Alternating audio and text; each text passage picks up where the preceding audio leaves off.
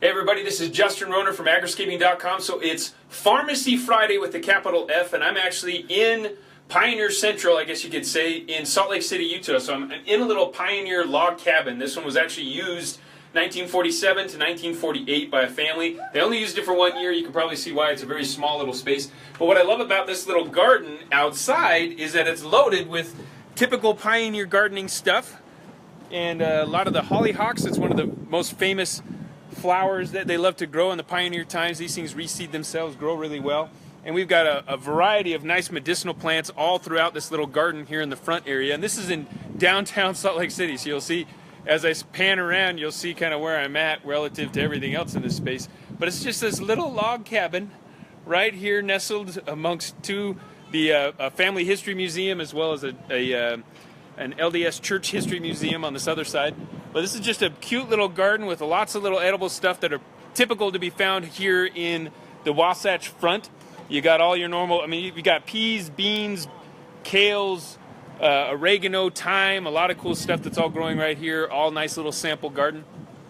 And I've got a lot of my little cousins, nieces, nephews, uncle, brother, everybody kind of sitting around the garden right now. So I was going to take you around and we're going to talk about each of their favorite ones. But before I get to that, I want to take you over to the plant of the day, I guess you could say, on the medicinal side, and that's the peppermint. So the peppermint is probably one of the oldest used medicinal plants in the world, and peppermint can be used for a lot of different things. Here's how it looks when it's blooming. It also looks, I think, quite amazing out in the garden. You can kind of see these beautiful little flower clusters here. You see some bees buzzing about just here enjoying themselves on those flowers. And the mint leaves themselves is a lot of what people would use. There's a lot of good medicinal value in the mint leaf. This is a nice sweet mint. Oh, I like it. It's not even too bitter or hasn't gotten too crazy with the flowering and stuff. Good for a lot of bowel syndrome stuff. Irritable bowel syndrome. Helps decrease fevers, so you can make a nice peppermint tea. Helps just soothe that inner core of yourself from the inside out. So great stuff. Also has some good antibacterial qualities as well. A lot of cool things with the wonderful peppermint that's growing all throughout here. So I'm going to start hunting down some of my family here so we can find out what their favorite plant is that's growing here in the garden. So we'll start over here with my brother. This is my brother Talon. He's worked with us a bit before. Say hello, Talon. Hello. Let's see if we get you in the camera. There we go. Hey. So what's your favorite? What do you got here? Well, I have peppers. A little pepper plant. Look at that. It looks like a nice little hot pepper actually too. Yeah, I like things spicy. Like things spicy. Awesome. We got Jack. Here's my son Jack in the background. So Jack, what's your favorite? What do we got here? I like this kale because it smells edible. Good edible kale. Yeah, kale, yeah. Kale, yeah. Nice. A lot of cool stuff throughout this garden. Where else we got?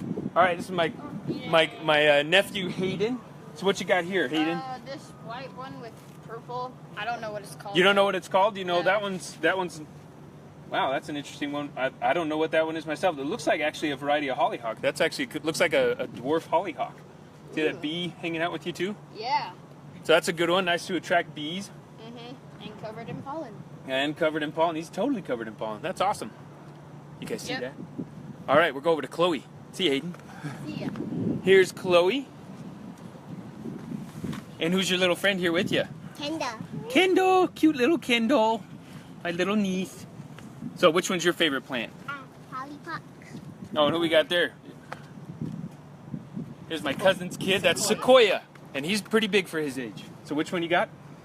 The Hollyhocks. Now these are wonderful edible flowers. You can see they're much taller than Chloe. The Nana's favorite too. They're Nana's favorite too. Yep, Nana's favorite too. That's my mom. So she has beautiful hollyhocks in her garden too in Arizona, but they're way past their bloom time. We do have hollyhocks. We have a couple of hollyhocks in our garden too. All right, here's Caleb. He was asking if we had hollyhocks. So what's your favorite over here, Caleb? A tomato plant. You're absolutely right. That is a nice little tomato plant. This looks like a bush variety tomato plant. They call it determinant. I like The taste and the look. Yeah, these are pretty fun. These are good. Oh, look at that nice little purple basil back behind that as well. I don't know if you guys can see that beautiful purple basil. See, it's kind of fun to intermix these purple basils in with some of the other plants as well. All right, move over here to Mason. Another little garden over here. Here's Mason. Say hello, Mason. So what's your favorite here? This peach He found a nice little peach tree. Like Great. leaves, fruit. The Especially leaves the and the fruit. fruit, yeah, it's a beautiful Especially little the tree. fruit. This is a nice one. And these things, unlike Arizona, our peaches are already ripe. These things are going to be ripe probably in August. You can kind of see those peaches right there. They're starting to grow well, nice on the branch. Beautiful, good selection. All right, have I missed anybody yet? A lot of cool little things all growing out throughout here, little apple trees and stuff you can kind of see here. And I noticed in some of the temple grounds they're actually espaliering some varieties of apples. These ones aren't espaliered, these are just allowed to grow nice and big. Oh, I got you. They're helping me out. So some other things that we found, and this is often what you can find in a good pioneer garden, is you can find some wild herbs and wild medicinals. And I know we've talked about purslane before, and here's my mother, Hello. sweet mother, Rochelle. There she is there. And look, I can even see a watermelon plant out there starting to grow. So they just started growing their watermelons, and then I'll pan around and see if you guys can see this little purslane cluster that we have out here. So there's a little purslane cluster that you got over there, right next to a watermelon plant that's just starting to grow.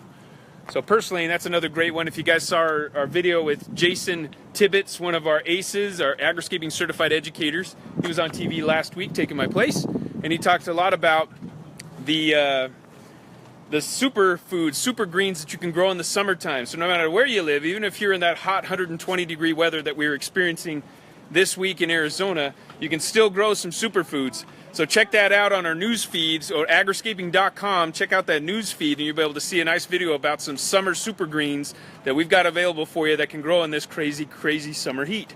Well, thanks for joining us. Hopefully you enjoyed today. Agriscaping.com. Justin Rohner signing off from Pharmacy, capital F, Pharmacy Friday. See ya.